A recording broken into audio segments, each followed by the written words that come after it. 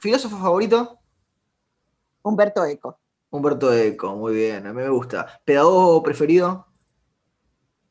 Eh, Paulo Freire, quizás. Esto es, esto es La Inquietud con Garrett Edwards. El lugar donde hay más preguntas que certezas.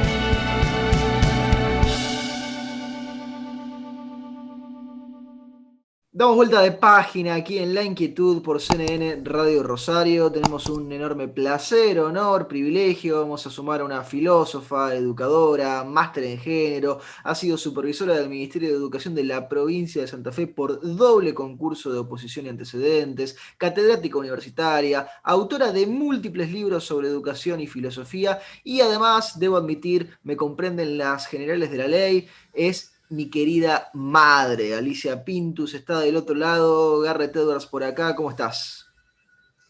Bien, muy bien, Garred. Hola. Es un placer tenerte, decíamos Alicia, para charlar, para aprovechar algunas cuestiones vinculadas con la educación, vinculadas con la filosofía, en épocas en las cuales todos estos temas están siempre en la mesa de debate. Te llevo en la línea de tiempo, yo conozco tu historia profesional, tu historia personal. Fuiste directora de un secundario a los 29 años. ¿Qué es lo que más recordabas de tus alumnos de esa época? Que me sacaron todas las canas que tengo.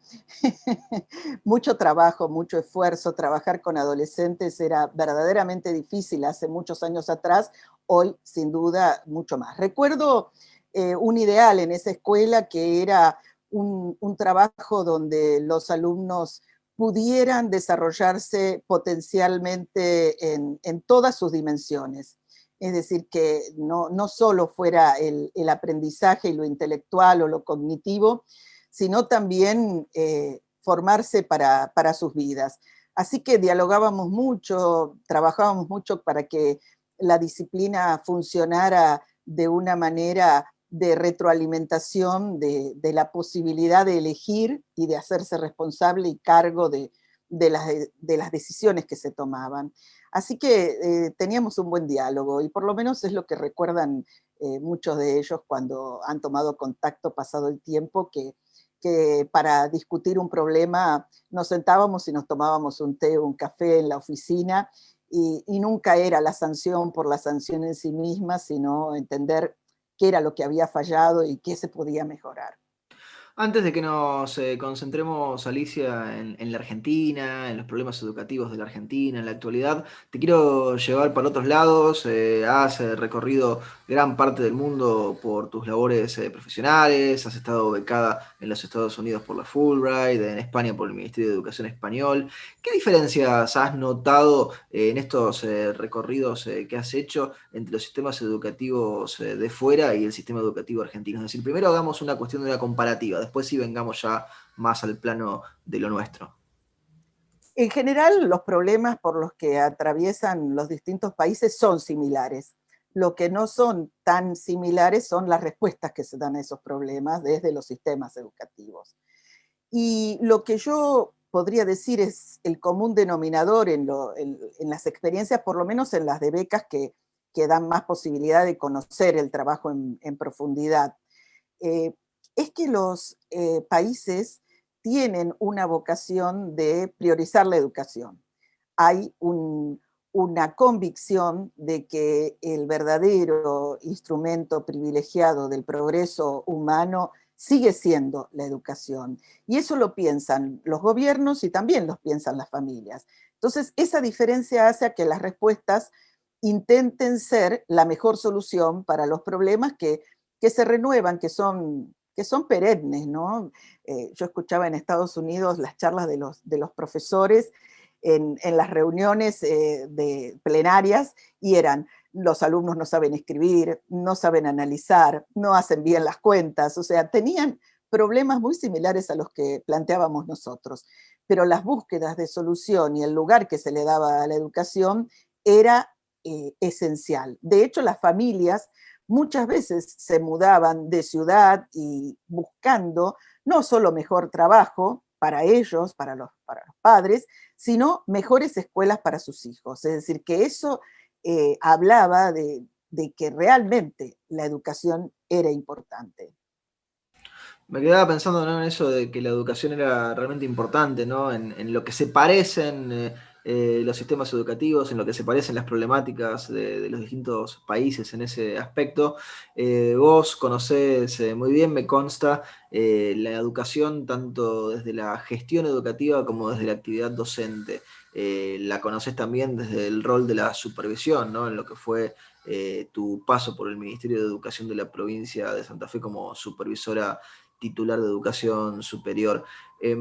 ¿Hay algo que tenga más peso que lo otro? ¿Cómo se equilibra esto de la gestión educativa con la actividad docente?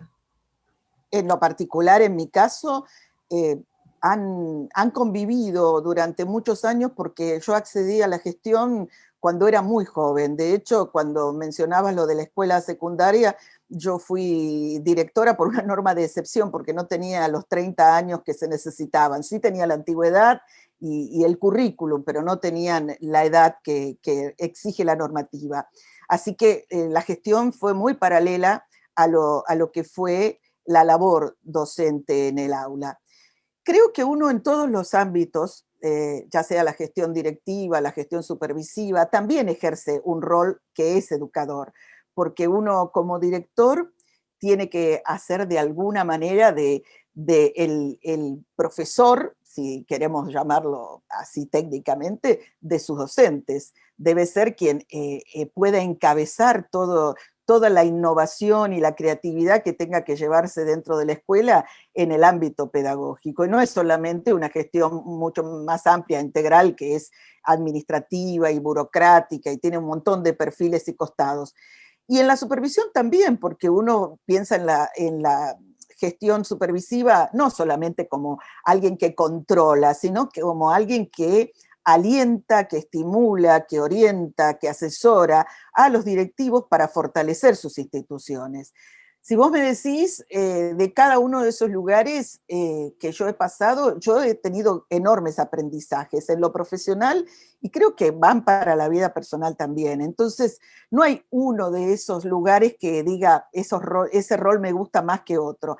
Sin duda que el primer amor ha sido la docencia, el aula, y la he llevado y la sigo llevando adelante y es un momento de mucho esfuerzo y mucho placer que me hace recordar siempre que el tiempo del trabajo es tiempo de la vida, ¿no? Como les digo a los estudiantes. Cuando uno está en rol de profesor, lo que espera es que el tiempo del trabajo sea muy, muy rico y la riqueza de ese trabajo tiene que ver con que nuestros estudiantes aprendan todo lo que puedan aprender dentro del aula, en la clase y conmigo. Así que se han llevado bien, se han llevado muy bien, creo, esas dimensiones. Nos fuimos acercando cada vez más a la Argentina. Ha sido un año y medio y uno se queda corto con la adjetivación complicado, complejo, difícil, la pandemia de por medio. ¿Cómo analizás, cómo ves la situación actual de la educación en la Argentina, por un lado, a nivel macro, y en la provincia de Santa Fe en particular? La situación es mucho más compleja de lo que se quiere decir muchas veces. Creo que las estadísticas solamente de aquellos alumnas que han perdido el contacto con la escuela a partir de las medidas de confinamiento del año pasado, que fueron larguísimas, eternas, y este año con todas las idas y venidas en la constitución de una presencialidad administrada, han significado quizás, si se está reconociendo un 20 o un 25% de desgranamiento, creo que podemos pensar que así esas estadísticas en la realidad pueden ser mucho mayores, sin contar que no sabemos exactamente qué cosas han aprendido o dejado de aprender quienes han podido tener algún tipo de lazo con la escuela, aunque solo fuera virtual. Entonces, la veo muy, muy triste, muy aciaga en ese sentido la situación, porque esto que hoy estamos mirando es como la luz de las estrellas que viaja miles y miles de kilómetros, y nosotros vamos a seguir viendo los resultados, las consecuencias de estos errores durante mucho tiempo, mucho después que haya terminado la pandemia, incluso que se haya solucionado a lo mejor o mejorado la situación económica, porque aquello que se perdió en un momento difícilmente se recupere si no ponemos en juego medidas de compensación muy fuertes y muy dedicadas a ir a rescatar a quienes se fueron perdiendo del sistema y a quienes dentro del sistema no recibieron la calidad de la educación que merecían. En Santa Fe no es la excepción y ha sido una gestión pobre. Es triste que Santa Fe, una provincia que ha sido pionera en educación, esté teniendo las dificultades que tiene para cuestiones de organización. A menudo me dicen los colegas docentes, no saben si van a tener clase presencial, virtual, si tienen que ir a la escuela, qué burbuja tienen. Es decir, no estoy hablando del esfuerzo que los docentes han hecho, porque los docentes verdaderamente, en su gran mayoría, han puesto toda la voluntad para no perder a esos estudiantes, para que esos estudiantes siguieran ligados a la escuela y para poder darles aquello que esperaban fuera lo mejor. Creo que podríamos haber tenido un desempeño mucho mejor, quizás si hubiéramos tenido otras figuras en el ministerio. Ahora, ¿qué hacemos para adelante, no? Porque vos lo mencionabas recién y si uno piensa en el caso de Santa Fe, uno recuerda a un Omar Perotti que cerraba las escuelas cuando prácticamente no había casos de coronavirus en la provincia o en el país, con un Perotti que las reabre en el más crudo invierno, diciendo que no importa si tienen o no tienen calefacción, que él cuando iba a la escuela se llevaba la bufanda y el gorrito, como si eso pudiera suplir de algo. ¿Qué hacemos para adelante? Porque digo, uno ve los números, 6 de cada 10 chicos son pobres, la cantidad de chicos que se van quedando cada vez al margen de la mesa, cayéndose de la educación formal, de la educación obligatoria. ¿Cómo hacemos para reencauzar a la Argentina en la cuestión educativa? Sé que es difícil, digo, pero... Sí, primero tendríamos que elegir mejor y tener un menú de opciones mejor que el que tenemos, a lo mejor, también. Es decir, que gente que gobierne y que si se equivoca pueda reconocer sus errores y tratar de enmendarlos durante la gestión. Cuando no hay un reconocimiento de que se cometieron errores y se piensan y se naturaliza, que bueno, estamos en pandemia y esto le pasa a los franceses, le pasa a los españoles, le pasa a todo el mundo, y no vamos a poder hacer ninguna mejora. Vamos a tener que confiar en la buena voluntad de los docentes, de algunos equipos directivos, de algunos supervisores que al ser de carrera a lo mejor tengan ideas de sostener el sistema desde otro lugar. Creo que hay que primero hacer un diagnóstico real de dónde estamos parados y no decir posverdades, no decir cosas que no son las auténticas, las que se condicen con la realidad. Es decir, si estamos admitiendo que el número ronda alrededor del 20%, bueno, veamos si es el 20%. Y hay que ir a buscar el 20% que se perdió, por empezar, o no lo puedo dejar perdido. Y por otro lado, creo que hay que escuchar más a los que están en el territorio. No digo una cuestión de, bueno, hagan lo que quieran y cada uno decida, no estamos hablando, la gestión, alguien tiene que tomar las decisiones, pero esas decisiones se tienen que hacer no de espaldas a quienes están adentro de las instituciones y son los que ponen el cuerpo en el territorio. Porque yo leía por ahí algún docente que comentaba en las tantas páginas o de Facebook y demás, es fácil decir ventilación cruzada, una escuela sin estufas, porque bueno, después de algunos eventos como tuvimos nosotros acá en Rosario, en la explosión de Calle Salta, el gas se controla más, entonces muchas escuelas quedaron sin sus instalaciones en ese sentido actualizadas, entonces no tienen gas, no tienen cómo generar calefacción. Entonces, yo planifico ventilación cruzada cuando yo estoy adentro de un escritorio, de una oficina, donde tengo mi estufa, donde estoy abrigada y donde, si quiero, no abro la ventana porque a lo mejor estoy yo sola trabajando. Entonces, hay que planificar con una empatía hacia el sistema, y esa empatía se logra escuchando las necesidades y después de escuchar esas necesidades y esas situaciones, sí tomar decisiones que por supuesto tienen que bajar del poder central, porque es así, la gestión, alguien tiene que hacerse cargo de dar las órdenes de lo que se debe hacer. Pero si te sacan una medida un domingo a la noche en el medio del partido de Argentina, que todo el mundo supuestamente mira cuántos son los partidos de Argentina, hasta los Sí, que sí, no les claro. gusta demasiado el fútbol, o la sacás a las 6 de la tarde, y ¿cómo hacéis para notificar? Es decir, las escuelas primarias, secundarias en general funcionan hasta las 5 o 6 de la tarde, salvo, bueno, los que es para adultos. Y las sacás en ese horario para decir que al día siguiente tienen clase. Claramente estás dando indicaciones que están descentradas de lo que es la realidad y cómo se hace la comunicación institucional. Nosotros pensamos que todo el mundo tiene dispositivos electrónicos, internet, wifi, electricidad. No, no sé en qué escuela estamos pensando, pero no estamos pensando en la diversidad de lo que es el territorio de Santa Fe, como bien decías vos, no se pensó en su momento cuando cerraron las escuelas en lugares donde no había un caso. Entonces, bueno, a ver, Aristóteles decía que la prudencia es la máxima virtud. Bueno, un poco de prudencia no les vendría mal para tomar las decisiones. Dijiste cuando empezaste a responder esta pregunta, Alicia, que había que elegir mejor. Esto creo que nunca lo hemos charlado demasiado, ni en privado, ni fuera del aire. ¿Nunca pensaste dedicarte a la política? ¿Te lo han ofrecido? ¿Te han buscado? A la política te referís profesionalmente, es Sí, decir, sí, sí. lo que llaman algunos sectores militar, ¿no? Ponele. Sí, ese es un término que a mí no me gusta, pero Eh, dale.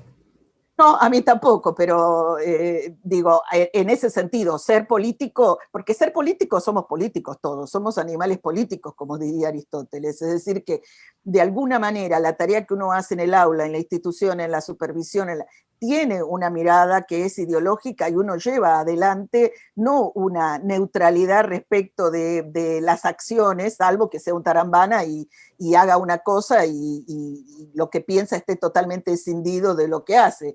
Pero si uno es coherente entre lo que piensa, lo que siente, lo que dice, lo que hace, uno de alguna manera hace política porque vivimos en comunidad, y más si se dedica de educación, que tiene que ver fundamentalmente con una práctica social. Sí, alguna vez me han ofrecido, cuando era mucho más joven, alguna vez me sentí totalmente pesimista y escéptica respecto de lo que la política podía hacer para cambiar el mundo. Alguna vez tuve una visión romántica de la política y hasta ingenua,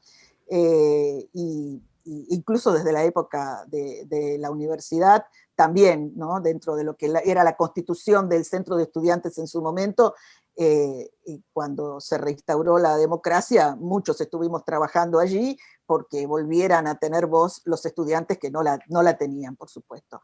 Sí, pues yo no lo descarto, no es una posibilidad que a lo mejor tendría que ver con este sentido de servicio que creo que tiene uno cuando se dedica con pasión a la educación, que es entender que la educación tiene que ver con ayudar a otros, porque uno ayuda a desarrollar, a despertar personas, a que las personas desarrollen sus potencialidades. Entonces, quizás tendría que ver con un sentido no pragmático del que tienen hoy quienes suelen dedicarse a la política, que está más ligado a ver qué negocio pueden hacer a partir de un cargo, ¿no? Nos vamos acercando al final de la entrevista, Alicia, pero quiero aprovecharte que te tenemos y que hagamos un ping-pong. A ver, yo te voy a hacer unas preguntas rápido y vos me las vas respondiendo. Sí, ahí vamos a ver si son difíciles o no. ¿Filósofo favorito? Humberto Eco. Humberto Eco, muy bien, a mí me gusta. ¿Pedagogo preferido? Eh, Paulo Freire, quizás. Paulo Freire, con la bancarización de la educación, en realidad la no bancarización de la educación. La educación emancipadora, diría yo. También la educación En ese emancipadora. sentido. Sí. ¿Rocker favorito?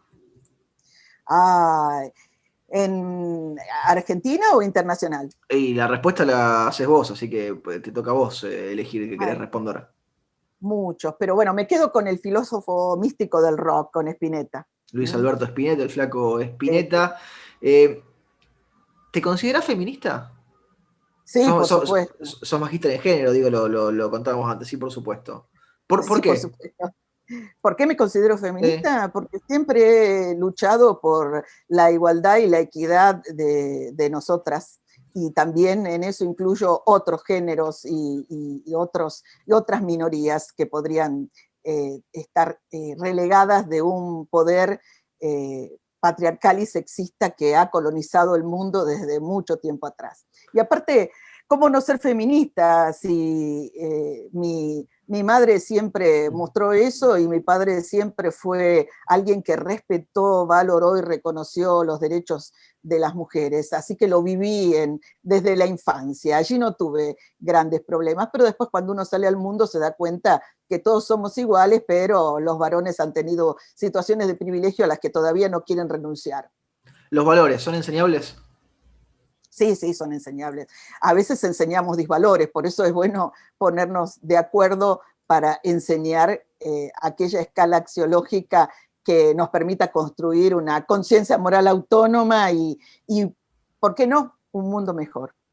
Esta, déjame terminar la pregunta antes de responderla. ¿Algo de lo que te arrepientas de tu trayectoria docente, digo? Porque si es de otra cosa, no sé si lo quiero saber. Está bien. No, porque siempre he tenido las valijas listas para irme de los lugares y las situaciones que no me parecían las correctas, que no coincidían con mis principios fundamentales. Como diría Adela Cortina, una ética de mínimos, aquellos mínimos en los que no tenemos negociaciones, en los que no hay posibilidad de flexibilizar las cosas. No sé, una institución excesivamente totalitaria, autoritaria, fascista, que no nos deja pensar y por nuestra cuenta, bueno, uno no la sostiene, no sostiene esas instituciones formando parte de ellas. Así que no me arrepiento, siempre he estado donde quise estar. ¿Algo que te haya quedado pendiente? Ay, sí, supongo que muchas cosas y espero que así sea, porque el día que no tenga más pendientes por cumplir, más bucket list, es que se terminó lo que teníamos que hacer en esta tierra. Última pregunta, sé que sabés de qué se trata, es una pregunta que le hacemos absolutamente a todos nuestros entrevistados. El programa es un juego de palabras, el título se llama La Inquietud. ¿Qué inquieta a Alicia Pintus? Todo, pero fundamentalmente en este momento lo que me inquieta es la pérdida de los derechos, de las libertades, las injusticias. Eso me inquieta a nivel general. Y también lo siento como una cuestión personal. Soy muy intolerante para las injusticias y para la pérdida de las libertades. Creo que esos son aquellos valores que no deberíamos dejarlos que se extingan nunca, porque si perdemos eso, perdemos la humanidad. Te agradecemos muchísimo, Alicia, por este tiempo que te has tomado, por estos minutos que te has tomado para acompañarnos a mí y a nuestra audiencia, y te mandamos un fuerte abrazo. Bueno, muchas gracias por la invitación. La teníamos a Alicia Pintus, filósofa, educadora, mi madre, mi mamá, aquí en La Inquietud por CNN Radio Rosario.